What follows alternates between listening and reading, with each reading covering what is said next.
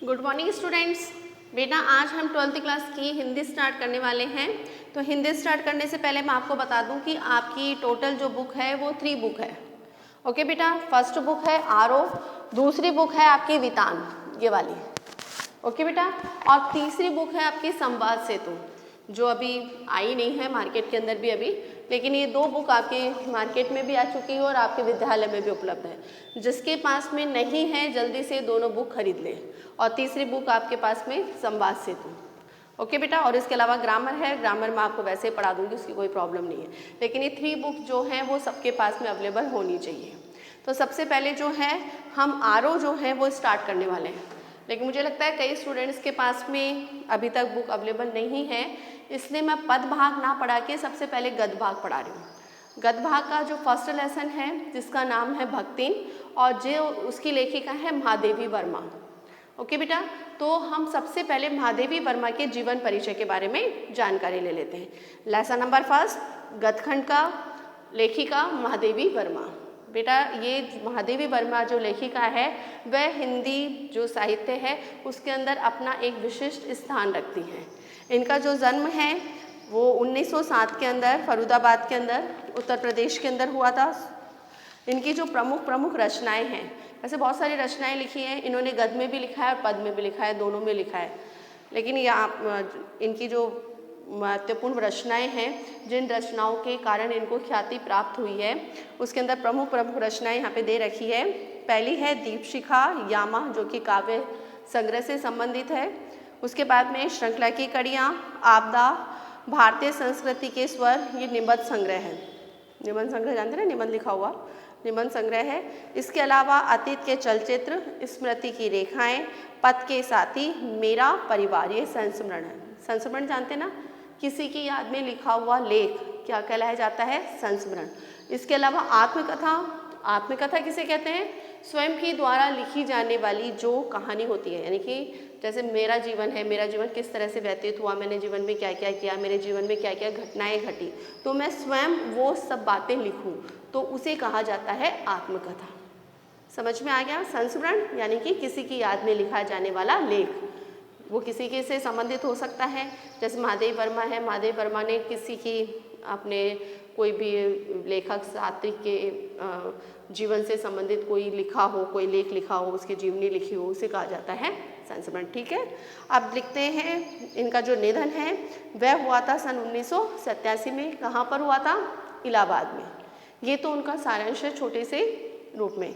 आगे देखिए, संसार के मानव समुदाय में वही व्यक्ति स्थान और सम्मान पा सकता है, वही व्यक्ति जीवित कहा जा सकता है जिसके हृदय में और मस्तिष्क ने समुचित विकास पाया हो।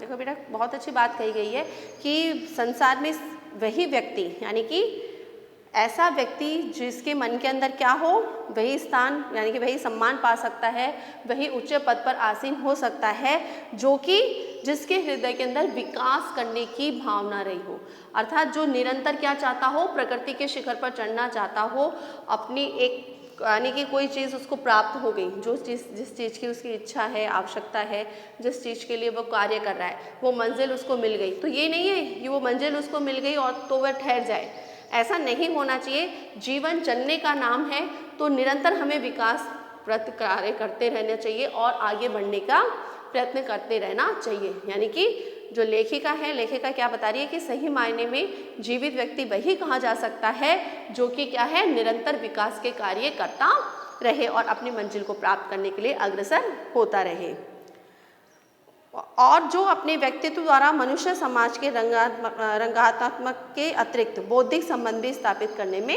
समर्थ हो। साहित्य से भी और समाज से भी दोनों रूप में महादेवी वर्मा की प्रतिष्ठा रही है। यानी कि ऐसा नहीं है कि उन्होंने हिंदी साहित्य में ही अपना योगदान दिया है, ऐसा नहीं है। उन्होंने साहित्यिक सेवा तो करी है, हिंदी साहित्य को तो बहुत कुछ उन्होंने दिया ही दिया है। इसके अलावा वह एक अच्छी समाज सेविका भी रही है।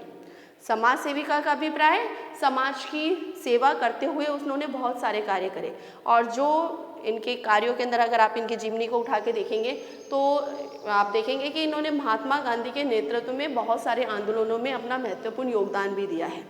बहुत सारे आंदोलन ऐसे थे जिसके अंदर महादेवी वर्मा ने अग्रसर आगे बढ़ कर बहुत अधिक कार्य करे, देश की सेवा से संबंधित। कई बार इनको जेल भी जाना पड़ा।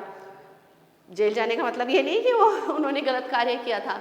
पहले के समय में बेटा, जिस समय हमारे देश में अंग्रेजों का साम्राज्य था, उस समय कोई भी व्यक्ति का जेल में जाना एक गौरव की बात हुआ करती थी। आज तो जेल में जाना क्या है, आज तो जेल में कौन रहते हैं? चोर उचक्के, डाकू, चोर लुटेरे, इनका स्थान है।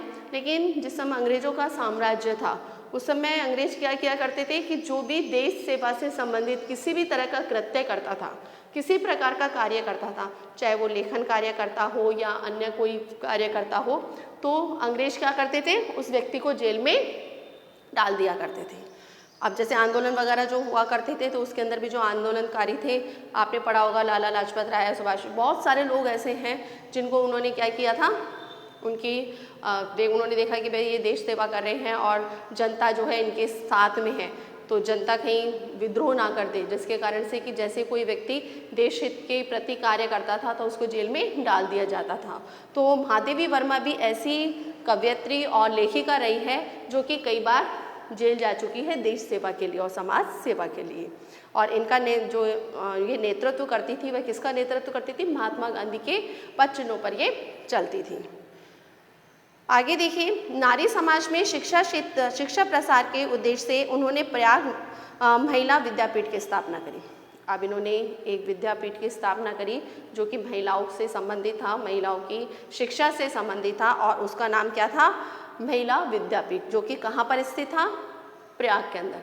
प्रयाग के अंदर इन्होंने एक महिला विद्यापीठ की भी स्थापना की है, जिसमें महिलाओं को अध्ययन इत्यादि से संबंधित कार्य करवाया जाता था। साहित्य जगत में महादेवी वर्मा की प्रतिभा बहुमुखी प्रतिभा के रचनाकार के रूप में आई है। अब बहुमुखी प्रतिभा किसे कहते हैं? समझा है मैंने कई बार। बहुमुखी प्रतिभा से अभिप्राय होता है जिसके अंदर एक ही प्रकार की प्रतिभा ना होकर बहुत सारी प्रतिभाएं हो, बहुत सारी योग्यताएं हो, उसे कहा जाता है बहुमुखी प्रतिभा। जैसे महादेवी वर्मा एक लेखिका ही नहीं थी, एक समाज सेविका थी, देशभक्त भी थी, और उन्होंने समाज, परिवार इत्यादि से संबंधित बहुत अच्छे अच्छे कार्य भी किए, देश की उन्नति से संबंधित, देश की स्वतंत्रता से संबंधित बहुत सारे कार्य करे। तो वो एक साहित्य जगत में या एक किसी स्तर में या किसी चीज़ के अंदर वो बोलते ना दबकर नहीं रह गई। एक क्षेत्र के अंदर भी वो, ऐसा नहीं है कि एक क्षेत्र उनका था बस उस क्षेत्र तक ही वो बनी रही, उनका क्षेत्र क्या था? विस्तृत क्षेत्र था। तो वो क्या थी? बहुमुखी प्रतिभा की धनी थी। अगर कविता के क्षेत्र में वे छायाकार के 4 स्तंभों में से एक मानी जाती है। अब देखिए, बहुत बड़ी बात है कि अगर कविता के क्षेत्र में हम देखें तो छायावाद के जो 4 स्तंभ थे, उन 4 स्तंभों में से जो महादेवी वर्मा है उसका एक स्थान अलग था। और 4 स्तंभ कौन कौन से थे? पंत, प्रसाद और निराला। पंत सुमित्रानंद पंत, निराला सूर्यकांत त्रिपाठी, और आपके प्रसाद, ये आपके 3 थे। और चौथी कौन थी? महादेवी वर्मा। सोचिए, उस समय पुरुषों के समकक्ष होना कितनी बड़ी बात थी, और छायावाद के अंदर छायावाद के 4 स्तंभों में से एक होना नारी के लिए कितनी गौरव वाली बात होगी। और सारे उस समय वैसे पुरुष प्रधान हमारा समाज भी था, आज तो काफ़ी कुछ चेंज हो गया उसमें।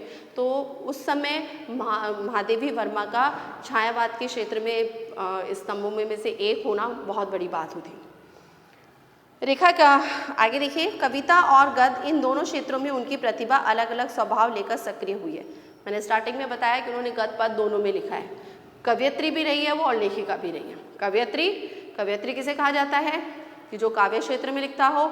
लेखिका किसे कहा जाता है? जो कि गद्य क्षेत्र में लिखता हो। तो ये इन्होंने गद्य और पद्य दोनों क्षेत्रों में इन्होंने लिखा है। इन्होंने अपनी कविताओं में आंतरिक वेदना और पीड़ाओं को व्यक्त करती हुई इस लोक से परे किसी और सत्ता की ओर अभिमुख दिखाई देती है। तो इन्होंने बहुत नारी की जो वेदना है, पीड़ा है, जो कि किसी को वो कह नहीं पाती, बहुत सारी चीज़ें नारी के अंदर ऐसी होती है, स्त्री में ऐसी होती है जिस वेदना और पीड़ा को वो सामने वाले तक व्यक्त नहीं कर पाती है। तो उन्होंने नारी की वेदना और पीड़ा को अपनी कविताओं के माध्यम के द्वारा व्यक्त करने का प्रयत्न किया है।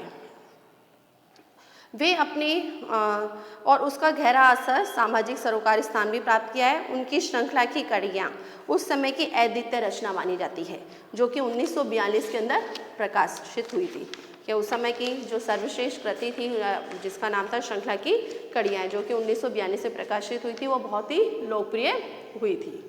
जो हिंदी में स्त्री विमर्श की भव्य प्रस्तावना है, यानी कि जो श्रृंखला की कड़ियाँ हैं जो है वह स्त्री जीवन से संबंधित, स्त्री शिक्षा से संबंधित, साथ साथ स्त्री की वेदना, उसके संघर्ष की गाथा से संबंधित उसमें बताया गया है। इनके संस्मरणात्मक रेखाचित्र अपने आसपास के ऐसे चरित्रों और प्रसंगों को लेकर लिखे गए हैं जिनकी साधारणता हमारा ध्यान नहीं खींच पाता है, लेकिन महादेवी वर्मा की मर्म भरी और करुणामय दृष्टि इन चरित्रों की साधारण में भी असाधारण तत्वों का संधान करती है। यानी कि कई क्षेत्र ऐसे हैं, कई चीज़ें ऐसी हैं जिनकी तरफ हमारा ध्यान आकर्षित नहीं होता। जैसे मैंने बताया, नारी शिक्षा से संबंधित, नारी वेदना से संबंधित कोई ध्यान नहीं देता कि स्त्री पर क्या बीत रही है, उसकी वेदना क्या है, उसकी पीड़ा क्या है, उसकी करुणा क्या है, उसको क्या कहना चाहती है। लेकिन महादेवी वर्मा ने वो सारी चीज़ें महसूस करी और उसको समाज, परिवार और देश के सामने लेकर आई वो, जिसके कारण से कि नारी शिक्षा के अंदर बढ़ोतरी हुई और बहुत सारी जो नारियां जो थी, जो जिनको अपने अधिकारों से वंचित थी, उनको अधिकार भी मिले और समाज और परिवार में उनका एक स्थान भी बना। तो महादेवी वर्मा का स्त्री शिक्षा के अंदर यानी स्त्री के आगे बढ़ने में बहुत बड़ा इन्होंने योगदान भी दिया है। इस तरह समाज के शोषित पीड़ित तबके को उन्होंने अपनी गद्य रचनाओं में नायकत्व प्रदान किया है। उनके इस प्रयास ने हिंदी के साहित्यिक समाज पर ऐसा गहरा असर डाला है कि रेखा चित्र की विद्या के लिए शोषित पीड़ित आम जन को विषय वस्तु के रूप में मान्यता मिल गई। ये तो हो गया उनका जीवन से संबंधित गाथा।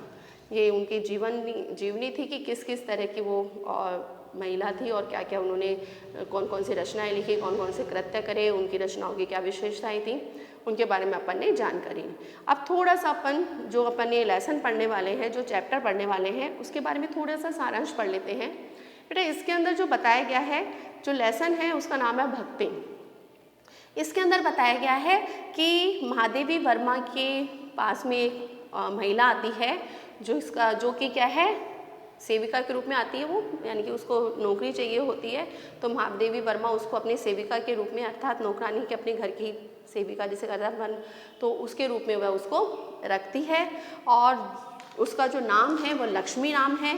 लेकिन लक्ष्मी नाम जो है, लक्ष्मी नाम किसका रूप माना जाता है? धन दौलत ऐश्वर्य जहाँ पर होता है वहाँ पर लक्ष्मी निवास करती है। लेकिन भक्ति जो वो लेडीज़ होती है, वो महिला जो है, उसके साथ में ऐसा कुछ भी नहीं था। उसके पास में ना धन दौलत ऐश्वर्य कुछ भी नहीं था। बहुत ही गरीब और मध्यम परिवार से वो आई थी। तो उसने जो जीवन में संघर्ष किया, उस संघर्ष की गाथा महादेवी वर्मा ने अपने शब्दों में व्यक्त करी है।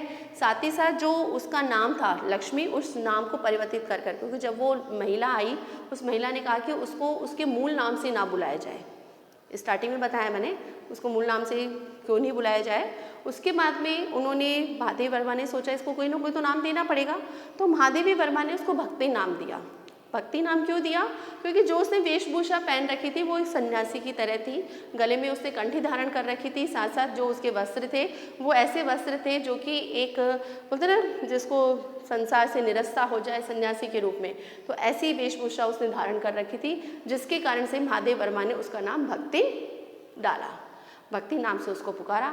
अब ये जो लेसन है उस भक्ति के जीवन की गाथा के ऊपर ही है कि भक्ति ने किस तरह से अपने जीवन में संघर्ष किया, किस तरह कौन कौन सी मुसीबतों का सामना करा, समाज परिवार का कितना उसने विद्रोह सहन किया और किस तरह से अपने अधिकारों की रक्षा करी।